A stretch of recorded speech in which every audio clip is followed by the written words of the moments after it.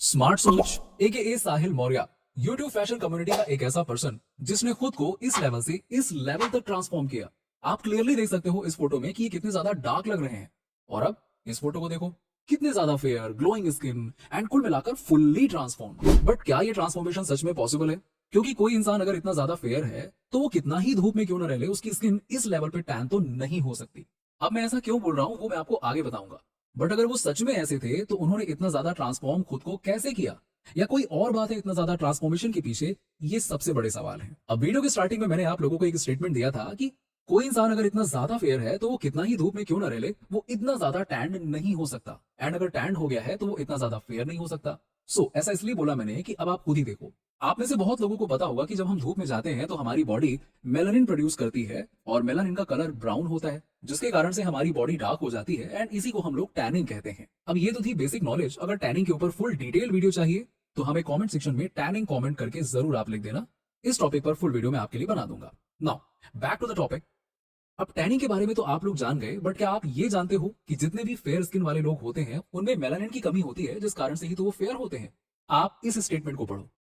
इसीलिए तो मैं कह रहा था कि अगर कोई इंसान इतना ज्यादा फेयर है तो वो इतना टैन नहीं, इतना टैन तो नहीं हो सकता, क्योंकि उसमें मेलानिन की कमी होती है, जिस कारण से वो कितना भी धूप में क्यों ना रह ले, उनमें इतना ज्यादा मेलानिन प्रोड्यूस नहीं होगा कि वो इस लेवल पे टैन हो जाए। जैसा कि उन्होंने इस वाली वीडियो में बताया कि वो बचपन में फेयर थे, बट उन्होंने भी वो सारी गलतियां की जो हम सब करते हैं। सीधी सी बात है, धूप में बाहर जाना, किसी भी तरह का प्रोटेक्शन ना लेना, हाफ टी शर्ट पहनना गर्मियों के दिनों में, कोई भी सनस्क्रीन यूज ना करना, ये सारी गलतियां हमने भी की हैं एंड साहिल भाई ने भी की थी, जिसके कारण वो इतना ज्यादा टैंड हो गए। नाउ उन्होंने इतना ज्यादा ट्रांसफॉर्मेशन कैसे किया? जब वो फैशन लाइन में आए तब उन्होंने जो सबसे बड़ी चीज की वो थी कंसिस्टेंसी।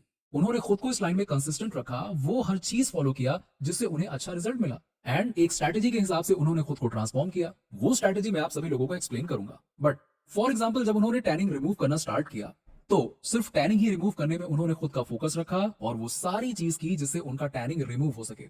उन्होंने प्रॉपर डाइट ली, प्रॉपर प्रिकॉशंस फॉलो किया और होम रेमेडीज एंड वो सारी चीजें जिससे उनकी टैनिंग हट सके। ऐसा नहीं कि टैनिंग रिमूव करना स्टार्ट किया और फिर कुछ दिनों में उन्हें इंटरेस्ट आया कि चलो अब मैं ड्रेसिंग सेंस इंप्रूव करता हूं।